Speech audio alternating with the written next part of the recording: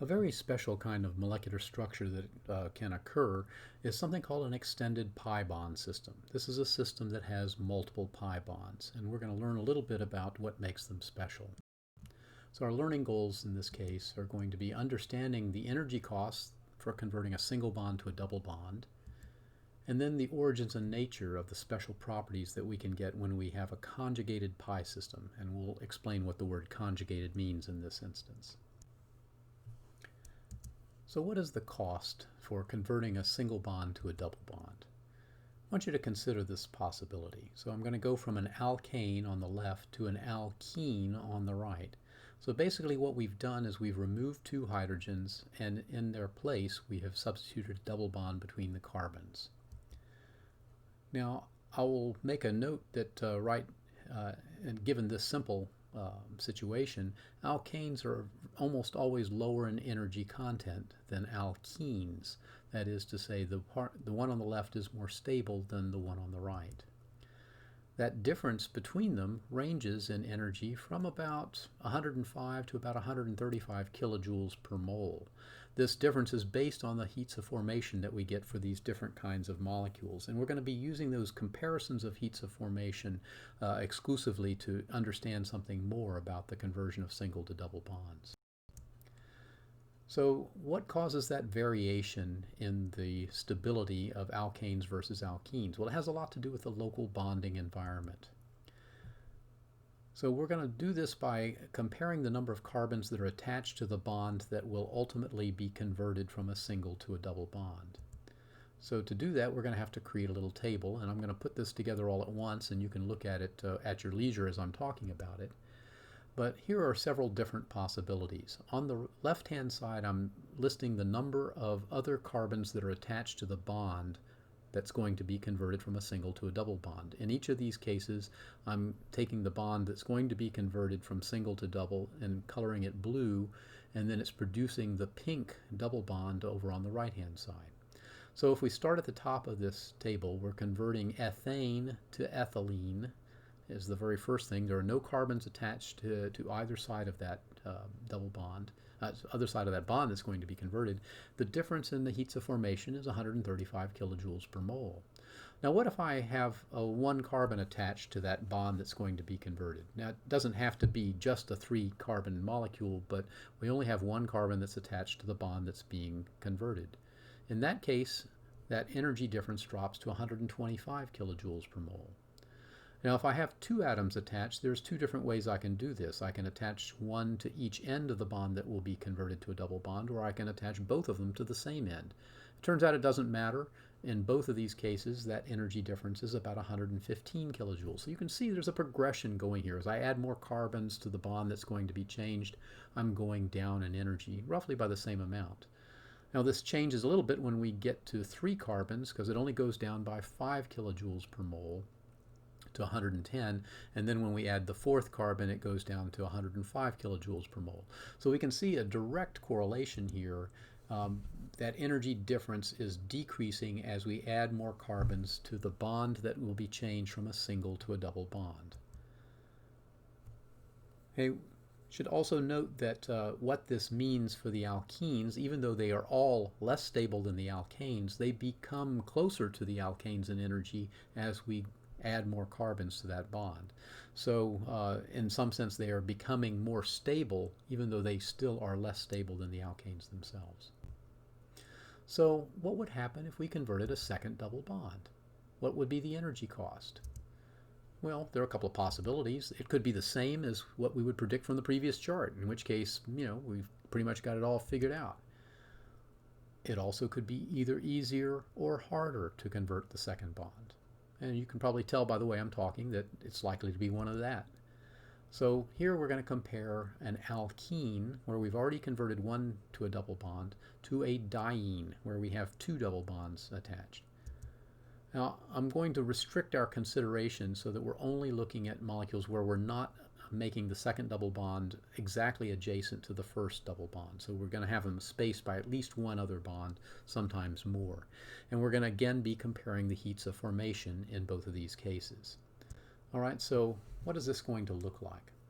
Okay, on the left-hand side I've got the first molecule that we're starting with, and we're going to be converting that first molecule into the molecule shown in the middle called a diene.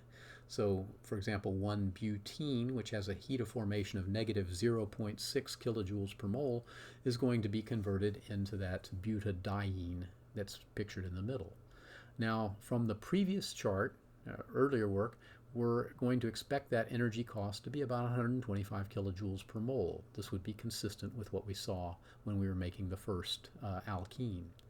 Okay, similarly for pentene, there are two ways I can do this. I can put the second double bond on between the third and fourth carbons, or I can put it between the end two carbons. So there are two different products that can be made of this, and we have to account for both of them. It turns out that we would predict a different energy cost because there is different connectivity involved in those double bonds. So in the first case, it would expect an energy cost of 115, and the second 125.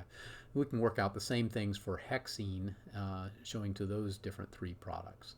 So what actually do we observe? Well, in the case of the butene, we see a heat of formation for the butadiene of 109, which means that the actual energy cost is the difference between 109 and minus 0.6. The actual energy cost was 110. Well, that's not what we expected. If we look at the pentene cases, we see that the heat of formation of the first pentadiene is 76, which leads to an actual energy cost of 98.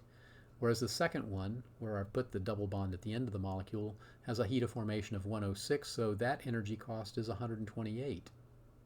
Interesting. If I do the same for these three hexene possibilities, I'll get 96, 116, and 127 for the energy cost of those. Now, when I look at what we actually get versus what we expected to get, there are three that stand out as being very different, and they're these three molecules.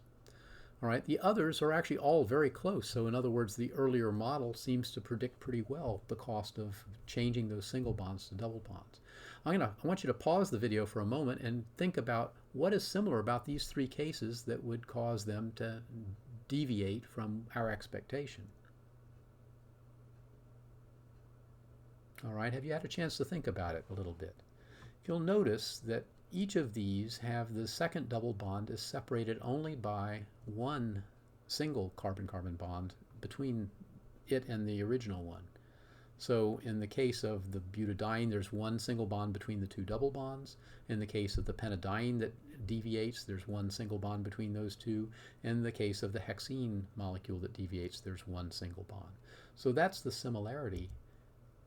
And the difference is something that we call conjugation.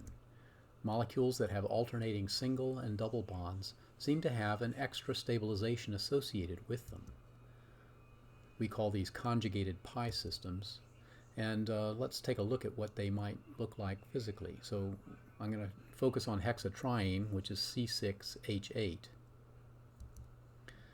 Hexatriene is drawn here, and you'll see that the three pi bonds are on those alternating carbon-carbon connections.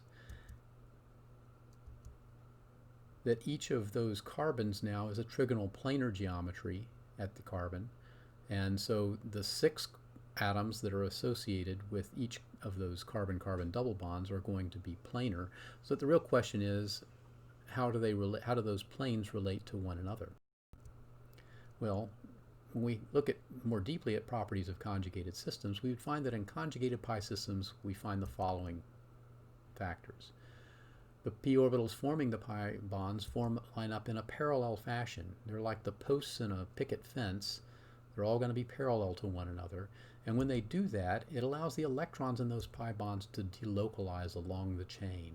Okay, you may recall that delocalization is something that in resonance structures led to greater stability, and it does so in these cases too.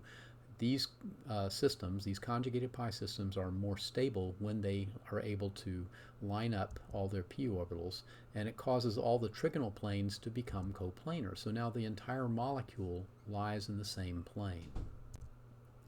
What are some applications of this? Well, there are many special properties of conjugated pi systems, and these include that they are very sturdy, they're structurally sound, they're also planar. The electrons can move easily along the chain, so this means they're, generally speaking, good electrical conductors. They can also absorb light in the visible range, and for reasons that involve, I guess, the quantum mechanics of molecules, but it's still a noteworthy thing. It isn't true of all molecules. So how can we apply these? Well, the fact that they can absorb light in the visible range means that we can have vision. It involves a molecule shown here, retinal, which is a conjugated pi system. You can see the alternating double and single bonds along its chain. When retinal absorbs light, it breaks apart from the rhodopsin that it's attached to, and this is what initiates the visual signal. We also use conjugated systems for color dyes. So a lot of the molecules, I am not showing any here, but a lot of the molecules that are prepared industrially to be colors are actually conjugated molecules. We can also use it as a solar cell collector, and one possible example of this is polythiophene, which is shown here, which has an extended conjugated pi system along this chain involving the thiophene units that are connected together.